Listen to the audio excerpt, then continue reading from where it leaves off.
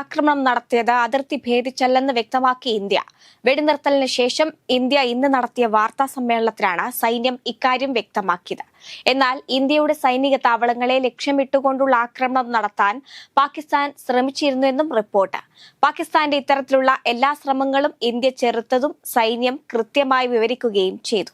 Test ക്രിക്കറ്റിൽ നിന്ന് വിരമിക്കൽ പ്രഖ്യാപിച്ച ഇന്ത്യൻ താരം വിരാട് കോഹ്ലി ഇൻസ്റ്റഗ്രാം പോസ്റ്റിലൂടെയാണ് താരം ടെസ്റ്റിൽ നിന്ന് വിരമിക്കുന്ന കാര്യം ഔദ്യോഗികമായി പ്രഖ്യാപിച്ചത്.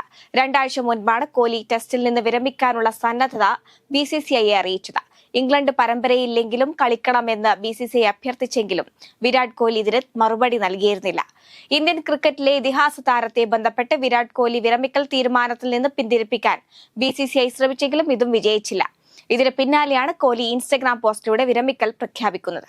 KPCC അധ്യക്ഷനായി സണ്ണി ജോസഫ് ചുമതലയേറ്റു. KPCC ആസ്ഥാനമായ ഇന്ദിരാഭവനിൽ നടന്ന ചടങ്ങിലാണ് ചുമതലയേറ്റത്.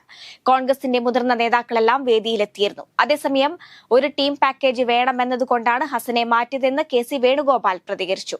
അടൂർ പ്രകാശിൽ വലിയ പ്രതീക്ഷയുണ്ട്. കേരളത്തിലെ കോൺഗ്രസുകാർ ഒറ്റക്കെട്ടായി മുന്നോട്ടു പോകാനാണ് ജനം ആഗ്രഹിക്കുന്നത്.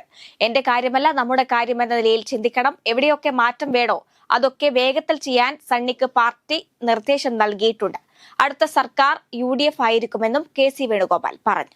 പുതിയ KPCC അധ്യക്ഷന് ചുമതല കൈമാറുന്ന ചടങ്ങിൽ തന്റെ നേട്ടങ്ങൾ എണ്ണിപ്പറഞ്ഞ K സുധാകരൻ തെരഞ്ഞെടുപ്പുകളിൽ തിളക്കമാർന്ന ജയം നേടാൻ സാധിച്ചുവെന്നും ഭൂരിപക്ഷ കണക്കുകളിലും കോൺഗ്രസിന് തന്റെ കാലയളവിൽ മികച്ച നേട്ടങ്ങളുണ്ടായെന്നും K സുധാകരൻ പറഞ്ഞു.